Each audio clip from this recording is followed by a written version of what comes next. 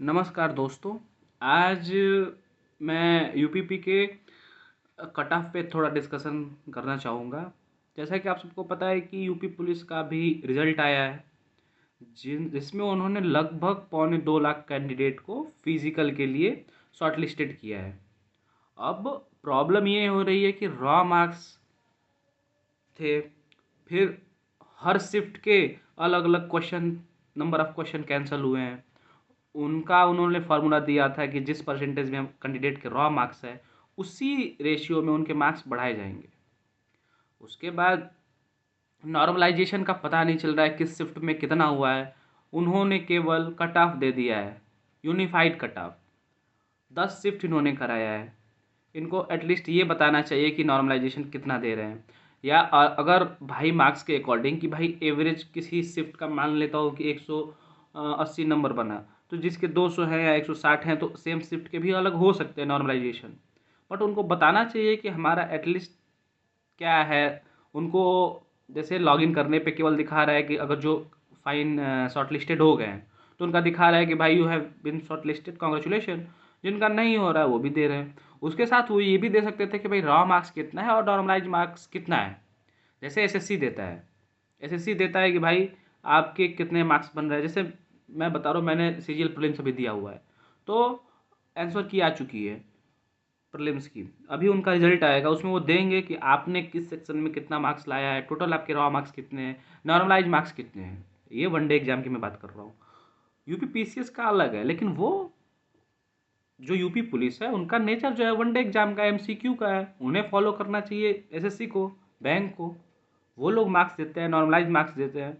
अभी इनका कहना है कि ये एकदम लास्ट में देंगे, लास्ट में देंगे। तो लोगों के मन में है कि भाई अभी पेपर लीक हुआ था, धांधली हो ही सकती है बोर्ड में, तो लोगों को इस चीज़ का डर है। उनको भरोसा नहीं है पूरे प्रोसेस पे। यूपीपी को चाहिए कि नहीं भाई, मार्क्स जारी कर दे, बच्चों के मार्क्स जारी कर दे कि भाई आपके रॉ मार्क्स इतने हैं और नॉर्मलाइज मार्क्स इतने हैं। सभी बच्चे सेटिस्फाई होंगे, जिनका हुआ है, जिनका नहीं हुआ है, जिनका जैसा लग था, जैसा उन्होंने पढ़ा था। तो ठीक है, जो आता है उसमें कोई प्रॉब्लम नहीं है, बट पारदर्शिता इससे बढ़ जाती है। अभी उन्होंने क्या किया कि वो लोग ऐसे दे दिए, फिर अब ट्विटर कैंपेन हो रहा है। अभी मैं जैसे एक केस बताना चाहूँगा कि अभी आरडब्ल्यूए के अकॉर्डिंग उन्होंने बोला कि 31st का जो शिफ्ट है उसमें नॉर्मलाइजेशन में नंबर घटे नहीं है, बढ़े हैं। मैं ग्राउंड गया था, मुझे दो वहाँ पे फीमेल कैंडिडेट मिली। उन्होंने बताया कि भाई ओबीसी थी, उन्होंने 192 और 93 नंबर उनके थे, दोनों लोगों के, और 190 पे कट ऑफ गया है। 31st का शिफ्ट था उनका, 31st का फर्स्ट शिफ्ट था। अब उनका भाई मार्क्स घटा है। उनका 192 और 193 नंबर था, प्लस 2 या 3 क्वेश्चन कैंसिल हुए थे, वो उन्होंने नहीं जोड़ा था।